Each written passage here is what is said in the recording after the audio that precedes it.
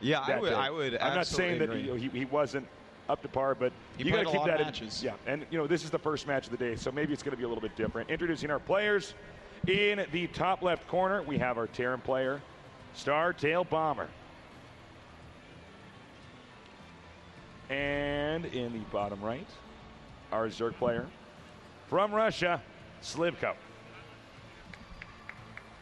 Well, it's fatigue is always something that you want to bring up, but both these players had some extra time to rest. Playing on the second day of group stage when you're from Korea, it's an important thing, especially if you had to go through the open bracket to get here, because then you play, have a day off, play. Whereas Nesty, of course, yesterday he had to play all day, but the day before that as well he had to play all day to actually even qualify to play in that group. So fatigue is definitely an issue, whereas here it shouldn't be as much. And when you really think about it, Nesty, where does he succeed most? He succeeds in the GSL, and that's a tournament where you really get to prepare for one match. So Nesty really like the ultimate strategist. Yeah. But I think in many of these big live events where you have just tons and tons of games, I feel like Nesty can falter. Also, I know Nesty is one of these guys that does suffer from traveling too much. Yeah. He does find it exhausting. Now, as you can see here, Slivko scouting our Terran player Bomber. Bomber probably going to go ahead and open up with a command center here, since we see the minerals stocked up, almost to 400. Yeah, I mean, you're going to expect that every single time. That's what Slivko's going to be thinking about here. Now, how greedy will it be? Will he go straight into Hellions? Will he go straight into a third command center? But normally what we're going to see, man, is, you have any map, and Terran's going to open up with that fast expansion into another command center, Banshees, Hellions, and 2 eBays. Yeah. And that's just, I mean, that's what you need to do at this point, because Zerg is just so powerful at getting their economy up. Yeah, it's you got it head on right there, Tosis. We see the Overlords coming out now. Now, as you can see here, the Overlord moving up to the upper right side of the map here. He's going to come over to this location over here, and he's going to check out this command center. We may, I don't know if I'm seeing something, it looks like we have a little bit of choppiness here. We may have to switch over to your screen, Tosis. You okay to observe? Yeah, I mean, we can definitely go ahead and do that. Sit tight, guys. We're observing sorted out. Is good, but oh wait, hold on. Did it just? Did it? No. Okay, it's only for the Terran. But when I look at Zerg, I mean, yeah. All right, we're back. Are we on? Yeah, we're on your screen. All right, okay, Tosis is going to be observing now. All right, let's see. Crisis averted. I'll do my best. That was close. All right, so sorry guys. This is how Artosis observes. Over here we have the natural. Up here we have the other natural. Big props to good observers out there in the world. Very, very important. But anyways, let's take a look at what's going on. Bomber actually going right up to 1 gas right away after his expansion, and going right up to 3 racks as well. So this is actually a new type of style that we've seen popping up a little bit in Korea, but it's not really seen that much yet, where instead of going to Hellions, you make a bunch of Marines right away, and then you can just go and put some pressure on, because Zerg doesn't have speed. They just kind of have Queens, and Marines can do all right against Queens, as opposed to Hellions, where it's like, it takes a while for those Hellions to actually kill them. Yeah, it's definitely been different since the patch came out here. We got the factory coming down now, and this is very bread and butter ZVT here. Nothing too out of the ordinary. Yeah, the ZVT is pretty much what you would expect. We should be seeing a gas pretty soon. Slivko's still staying on that very mineral-heavy style. Yeah, I feel like out of all the matchups in StarCraft 2, this is by far the most figured-out one. Yeah, I think I have to agree with you on that. We can actually see, we can almost predict, up to even the 12 to 15-minute marker, what they're going to do, how they're going to behave. So. It's kind of cool to see that happening. And what's even cooler is that Heart of the Swarm's about to come out and break all that down. Totally. It is pretty neat, man.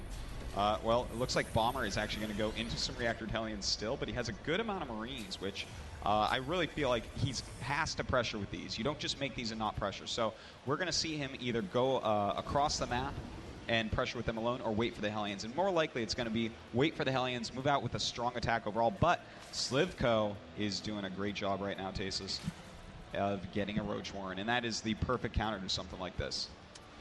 Now, Artosis touched on this earlier, but the longer this game goes, the harder it is for Zerg. There's, really only 5 accessible bases to you as a Zerg player. Mm-hmm. And, if the Zerg takes that 5th base, and Terran could starve him out, assuming we go to that Supreme late game. there's really not a lot that Zerg can do. Zerg is really not going to be able to take the Terran's potential 5th. Yeah. Also, the 4th and 5th base, very pushable. That's true. You know, and that's a lot of games we see on this map revolve around Terran actually hitting those extra bases. For instance, this base, Terran will come right up here or drop it and attack. And of course, this one's wicked wide open. So this one is hard to take as well. Zergs normally favor this one. So anyways, the Marines are walking across the map. We do have the combat shields about to finish a very well timed out attack. He does have 6 Hellions too. Where are they? Here they are. They're coming under the Space Shark and Tasis. This is pretty powerful timing right here. Absolutely. He's coming down here now with the Marines, the Hellions. Let's see if he does some damage. He's going to have to engage the Queen and the Spinecrawler here. Now, the Hellions are here to kill the Lings. The Marines are there to do the rest of the damage. The Hellions are coming out here. Nice angle on these Roaches. Look at that. Really optimizing the amount of damage. And right now, Slivko is in a lot of trouble, Artosis. He's just closing in here. Spinecrawler getting low. Queen could transfuse, but no. Oh, man. Spinecrawler taken out. This actually is getting this is getting to the boiling point, Artosis. Yeah, These Marines doing a ton of damage here now. Microwave back meanwhile, the Hellions killing off a ton of drones. He is killing so many Tasis. Look at that, 11 drones killed already, and he can't even quite kill this. Only a few units left for Slivko, and it looks like Bomber's little push timing has done exactly what he wanted. 12 drone kills. He's killed a lot of Lings, a lot of Roaches, a Queen. Everything went so well there for Bomber, and I mean, Slivko, he's in a bit of trouble now. Yeah, he absolutely is. This is not good. You know, I feel like Slivko not only did not have enough units, but he didn't handle himself correctly in that battle. You know, he had the Roaches in this line, didn't micro them out of that line. Yeah. He was already in trouble by then, but still, you know, just so much damage dealt there. I absolutely, Tasis. And you know why this really worked out so well is Slivko knows Hellion timings. The Hellions never came, so he's like, all right, I mean, what is this? And he sees Marines coming, and Bomber held back the Hellions for a little bit. So that was just really tricky. Slivko wasn't quite sure what he needed to hold that, and what he had to hold, what he thought was coming, was absolutely not what he needed. So that definitely put him into a little bit of trouble, but you know, he's recovering a little bit. He's back up to 57 drones already, and he's going to have to keep that going. And, you know, as you can see here, he's, well, we got a little scan over here. Oh, I love how Slivko has no tech in here. That was a waste. I know, it's so smart. Bomber's like, oh, I guess dropping there is not worthwhile. Well, it's a sign of a good Zerg player when you spread out your tech, so that way, even if you get dropped, for instance, you know, you're not going to lose all your tech buildings at once, which we've seen happen before. So then, you know, they get a good, you know, 3-minute evac drop in the main, and suddenly the hive goes away as long, you know, as well as the Creator Spire, the Ultralisk Cavern, even the spawning pool. Sometimes things can fall apart pretty quickly. Slivko doing a pretty good job here, pushing out the creep. Isn't he though? Look at that. Yeah. That's pretty good. And this was a 4-queen opening. Did you notice? You know, Bomber just neglected Creep Tumor focusing at all. That's true. He actually just went right in there and attacked. Yeah, I think Slivko, that might have been why he had less units, as he probably thought his creep tumors are going to be destroyed. And then Bomber was going to turn around. That's what most Terrans do, but in this case, not Bomber. It kind of makes sense, too, because when you have a more Marine-heavy attack, you actually can deal with the Queens a little bit better. So, like, for instance, a 6-queen opening that really focuses on creep, Bomber's going to do pretty well against that. So I think he planned from the beginning just to skip that creep and just move immediately across it, knowing that, you know, Lings weren't going to be the appropriate counter to combat shield Marines and 6 Hellions. All right, so, you know, as time passes, Bomber just is turtled up. He's waiting for this this push that's going to occur here. It's going to be mass Marine siege tank with some medevacs. And, you know, it's going to be tough, I think, for Slivko. Slivko, though, has caught up in supply, but realistically, Slivko should be about 20, 30 supply ahead right now. Yeah, and Bomber is actually the one Terran that keeps up in supply with Zerg no matter what, even if you did God. as Zerg. This guy just makes so much stuff. Yeah. He never misses a beat. He's a total stuff maker, man. He's one of the best. But Slivko is going up to Broodlord tech, and that's really good because that's where Slivko really shines. I feel like he has some of the best Broodlord, Corruptor, Infestor handling of any Zerg that I've seen. Any Zerg. He's really, really good with that unit composition. So if he can, you know, keep that stuff alive and actually whittle down the army of Bomber, then, you know, things should go pretty well for him. All right, so the creep now almost to Bomber's front door. Slivko, he's trying to macro up as much as he can, and as you said, Artosis, Bomber is one of these guys that can keep up no matter what. He's now surpassed Slivko in supply, and that's really bad, especially at a TDZ. The Zerg is always supposed to be ahead in supply. The Zerg is supposed to max out before the Terran is able to push. Yeah. So this is definitely not good. You can see the push is now starting as Terran is coming down the map. Indeed it is, Tasteless. And down they come. He's going to have to use a few scans here unless he wants to walk way deep on creep. And in fact, he's going to go ahead and do that. Slivko moving up his army right now. Can he actually get any damage done? Actually connecting with a lot before the siege tanks are siege. The lings on the tanks is exactly what he wants. Good fungal growths, but there might be too many Marines here for him to actually kill. Another nice fungal. And look at this. The army of Bomber. Actually, most of it dying. That was a pretty good engagement by Slivko. Pretty serious blow there, I got to say. Bomber's going to macro up pretty quickly here, though, and push out again. But, you know, Slivko with that fourth base, he got that up early. He got the gases up early. He's going to have a lot of gas to get those banelings out. Now, he did get a good amount of siege tanks there, and that's going to make the banelings very strong when they attempt to connect with these Marines, especially considering that Slivko has pushed the creep out so far. The banelings are going to have that speed advantage. That's so true, Tasteless, but it is Bomber, so he has 5 siege tanks already. Again, he has 70 Marines somehow. I don't know how he does it. And Slivko with just Ling, Baneling, Infestor, he's going to really rely on good fungals, but looks like he's for sure going to lose this base. He is already taking another one over here, but it is not even close to done yet. And look at the spread if we can get a shot at Artosis. Oh, wait, we've got a counterattack over here.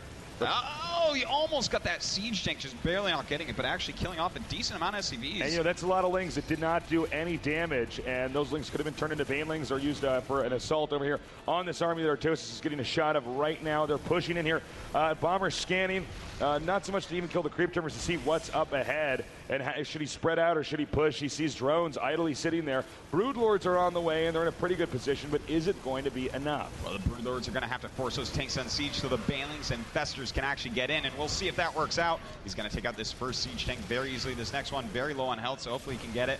And, well, the Marines coming in. Nice fungal growths, beautiful fungal growths, in fact, but it looks like there might be too many Marines. Ooh, some more Zerglings come up here. The Broodlords microed back.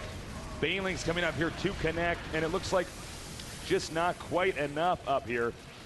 Closing in now. The Corruptors doing a lot of damage over here to these medevacs, which have picked up the big majority of that army. Now, Bomber's going to go back and regroup. Note the supplies here have evened out.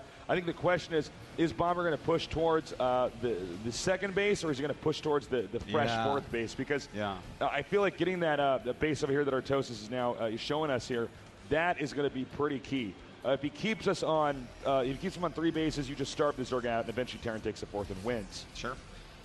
You know, this is getting pretty interesting because exactly what you said, Tasteless, but on top of that, the Zerg army can be super cost efficient. It's just really, really, really hard to do with your Broodlords and with your Infestors.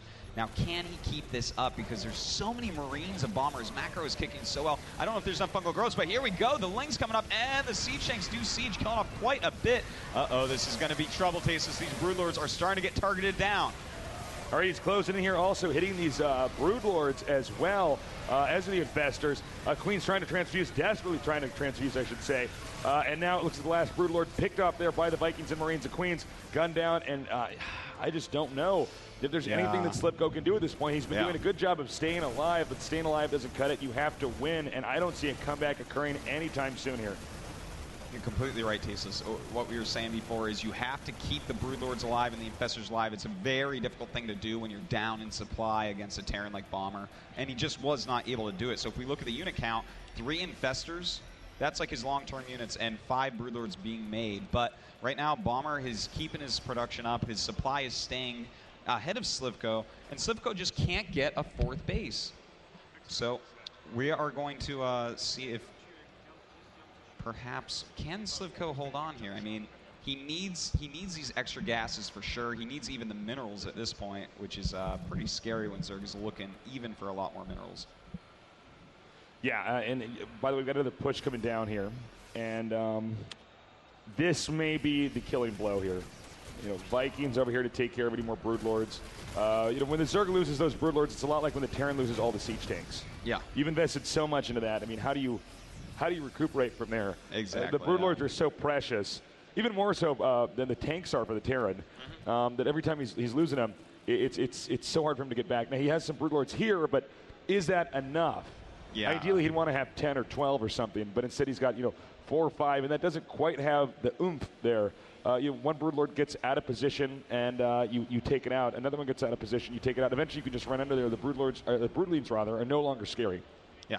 And there's so many Vikings being made, and getting the +2 weapons for them as well. It's pretty scary, man. Already 7 Vikings out, 4 being made at a time. So for Slivko to actually hold on, even against the Vikings, is going to be really, really difficult. And we see that reflected in the Spore Crawlers he's making. Really clever move there. And here come the Vikings now, doing so much damage. The Corruptors coming here to protect the Broodlords. Spillion in here.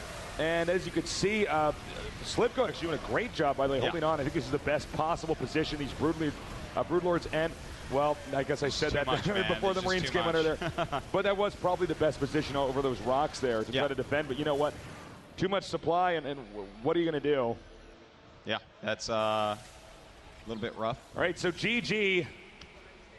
Bomber wins. That's set.